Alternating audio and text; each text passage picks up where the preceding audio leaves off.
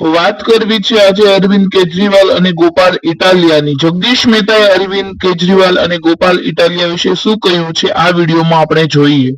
આમે આવા જ પત્રો એને બધા આમ ચોથા બતાવે, આમ લહેરાવે, કોઈ જાંચ તપાસ નથી કરતું।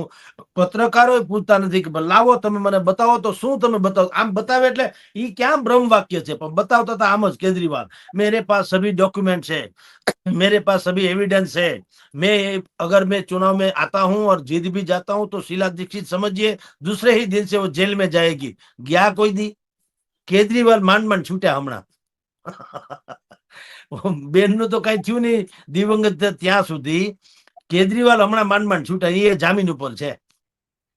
પણ જ્યારથી કેજરીવાલ જીતી ગયા એના વિપક્ષને વાત કરો, કોઈએ કીધું દિલ્હીમાં કે ભાઈ તમે તો એવી વાત કરતા હતા કે અનિલ અંબાણી, મુકેશ અંબાણી, અદાણી, શીલા દીક્ષિત, ઓલા ભાઈ ઓલિમ્પિકમાં હતા જે સુરેશ કલમાડીકર, આ બધાના અબજો રૂપિયા વિદેશોની બેંકમાં છે ને આમ ને તેમ ને બધાએ ઓલિમ્પિકમાં પૈસા ખાઈ ગયા છે એશિયાડમાં ને, એટલે હું ભાંડા ફોડીને જેલમાં નાખી। તો કોઈ દિલ્હી વાળાએ પૂછ્યું ભાઈ તમે ઈ બોણી ક્યારે કરવાના, કીધું કોઈએ નહીં। શું કામ? ભૂલવાડવાની ક્ષમતા એનામાં હોય છે। નવી શિક્ષા નીતિ, નવી ફલાણી, નવી સ્કૂલ ને એવું ડીંડે કર્યું, ઓલા ભૂલી ગયા કે ઓલું હું વાત હતી। ગોપાલ ઇટાલિયાએ કીધું કે સહકારી મંડળીના કિરીટભાઈએ કૌભાંડ આર્યા દોથા આમને બધી કેજરીવાલ એને લહેરાવ્યા ખરા। હવે જોનારા ઓલા કહેતા તો દીવાના, ઓલા બી સુનતા બી દીવાના।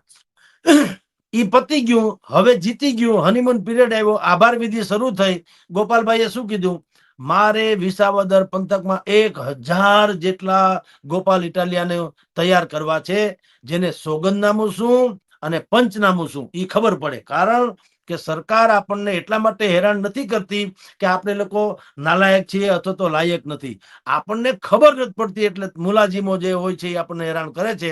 તમને ખબર હોય કે તમારો હક શું તો તમે હકને બે ધડક માગી શકો। એ હકની હું વકીલ છું, હું ભણેલો છું એટલે મને ખબર છે। પણ મારા જેવા જો 1000 ગોપાલ ઇટાલિયા તૈયાર થાય તો વિસાવદરની જનતાને કોઈ કરતા કોઈ અન્યાય કરી શકે નહીં।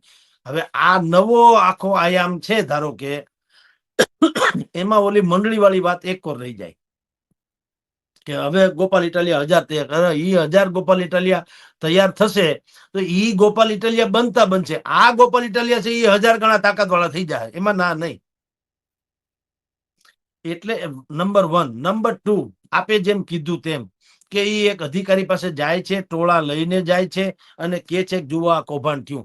પણ આપે જ બરાબર શબ્દ વાપરો, એ હું કહું કે ઈ કર્મચારી છે, ઈ શું કે ભાઈ મને કાંઈ ખબર નથી, તમને જો આમાં કૌભાંડ લાગતું હોય તો તમે કરો ફરિયાદ અને કા ચેરમેન ને કયો, હું તો મુલાજીમ સામાન્ય કર્મચારી છું, મને જેમ લાગ્યું સહી કરી, મારો કોઈ આમાં રાઇટ્સ કે અધિકાર કે એકાધિકાર છે નહીં કે વિશેષાધિકાર નથી, તમે ચેરમેન સાહેબ ને પૂછો। હવે ગોપાલને ઈ પૂછવું નથી, સમજી લ્યો। કેજરીવાલને શીલા દીક્ષિતને જેલમાં નાખવાય નહોતા, એને અદાણી અંબાણીની સંપત્તિ, લોકોની યાદદાસ્ત બહુ કમજોર હોય છે। ગોપાલ ઇટાલિયા જે સહકારી મંડળીઓના થોથા લઈને લોકોની સમક્ષ ગયા, કૌભાંડની વાતો કરી, તમે બેકગ્રાઉન્ડમાં થોડાક પૃષ્ઠભૂમિમાં જશો તો તમને એમાં કેજરીવાલનો ચહેરો દેખાશે। ઈ પણ આવા શીલા દીક્ષિતના થોથા લઈને આવ્યા હતા કે નહીં રાજનીતિમાં? આપણે જોયું કે જગદીશ મહેતાએ અરવિંદ કેજરીવાલનો પર્દાફાશ કર્યો। દેશમાં બધા જ પત્રકાર જગદીશ મહેતા જેવા હોય તો દેશની જનતાને સાચી હકીકત જાણવા મળે। જય હિન્દ મિત્રો।